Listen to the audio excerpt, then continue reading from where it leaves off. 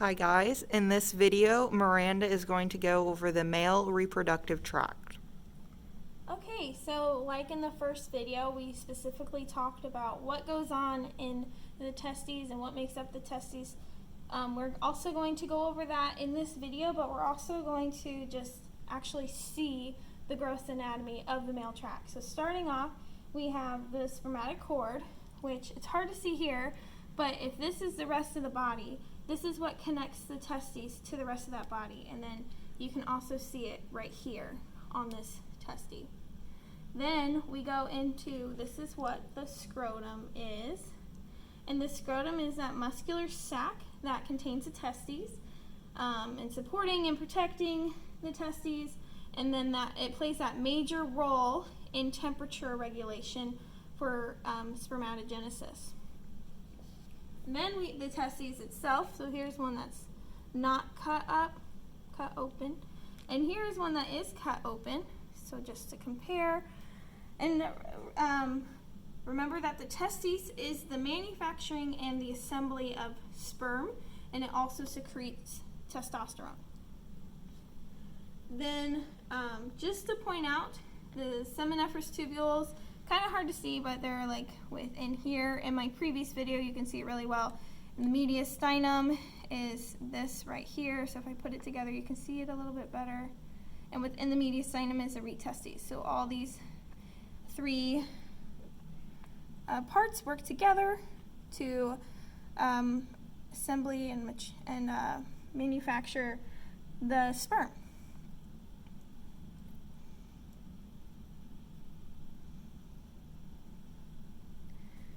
So then, after sperm is matured, it goes into the epididymis after going through the root testes. And you can see the epididymis really well right here. Oops. And I'll just show you the whole. There we go. So we have the head and the tail. So this is a head. If I hold up from the spermatic cord, this is the head, and then it goes down to the tail. And the vas deferens are also within right here. So what the epididymis does, as you may recall, it is what matures and stores sperm.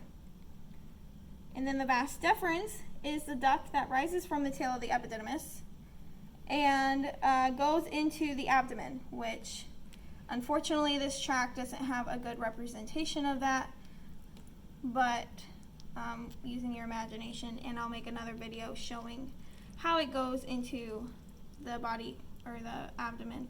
I'm trying to see if I can find the vas deferens on this. Maybe. Oh, here we go. There.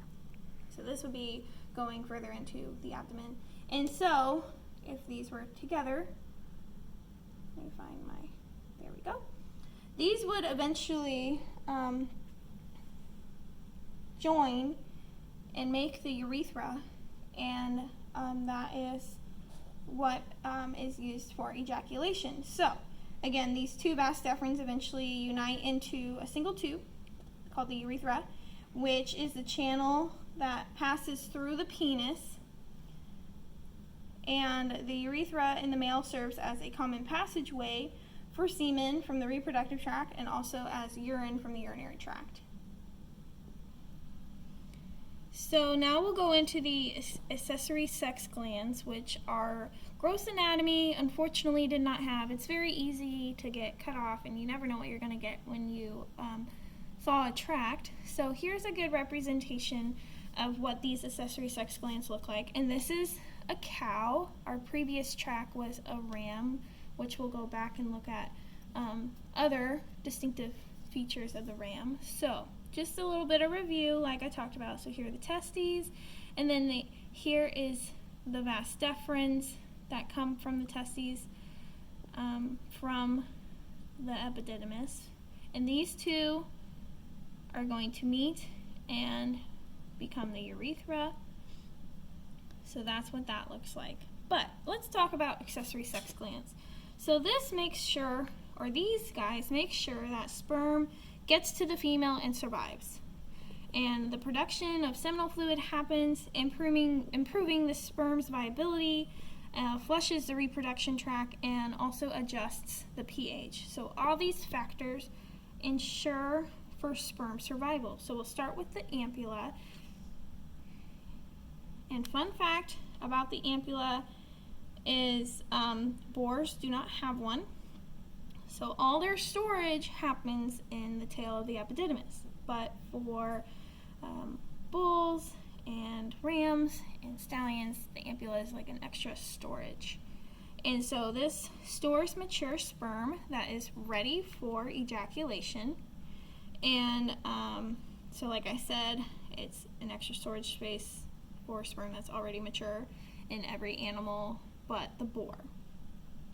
Then this guy up here is the vesicular gland or seminal vessel, and this is increasing seminal fluid volume, whereas the ampulla is increasing sperm number, so the number of sperm cells.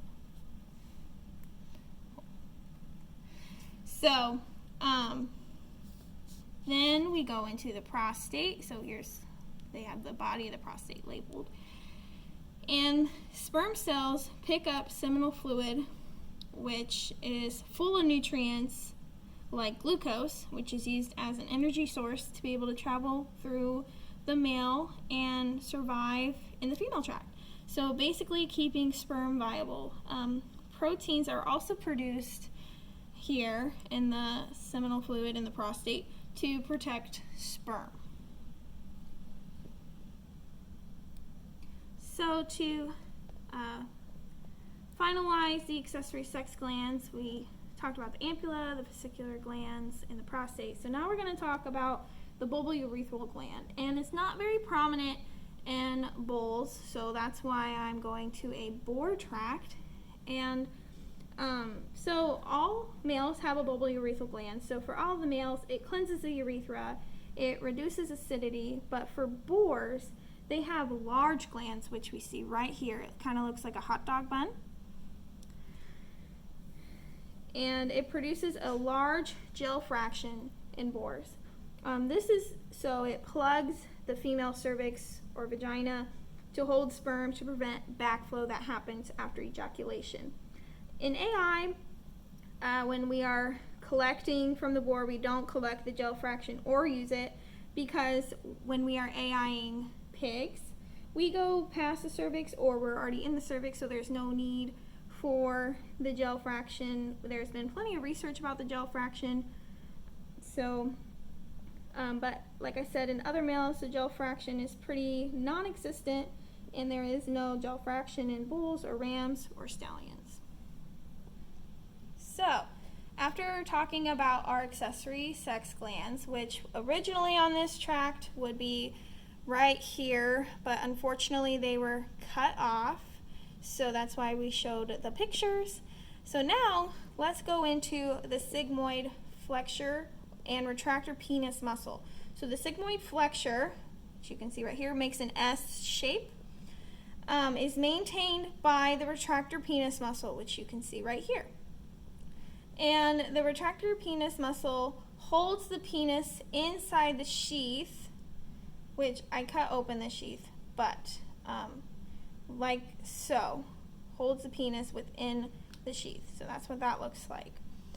And this is contracted. And when it's relaxed, if I can get my penis back out, it protrudes. So this muscle is going to relax, and so this is going to also relax.